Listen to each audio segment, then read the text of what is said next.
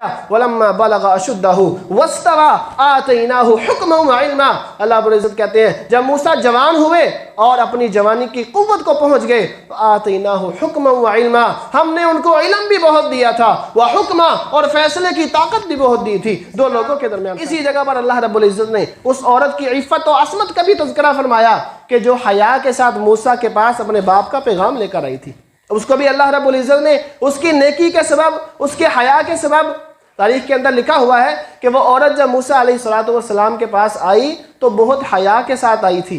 कहने लगी कि तुम मूसा आगे चलो, मैं कंकर फेंक दूंगी जहां पर रास्ता तब्दील होना हुआ, मैं आगे नहीं जाती। हमारे उस्ताद गिरामी हाफिज अब्दुल सलाम बिन मोहम्मद राहिमहुल्लाह, अल्लाह रब्बुल इज्जत उन पर करोड़ों रहमतें नाजिल फरमाए, अपनी तफसीर के अंदर लिखते हैं कि वो औरत कैसी होगी कि अल्लाह रब्बुल इज्जत ने तमशी बिस्तिहयाइन नहीं कहा कि वो औरत चल रही थी बिस्तिहयाइन हया के साथ, बल्कि कहा तमशी अलस्तिहया, वो औरत हया की सवारी पर सवार होती चलती आई थी। तो जिसकी हया का तज़किरा अल्लाह रब्बुल इज्जत अपने कुरान के अंदर इतने मुबालगे से कर रहे हैं, वो किस कदर हया वाली होगी।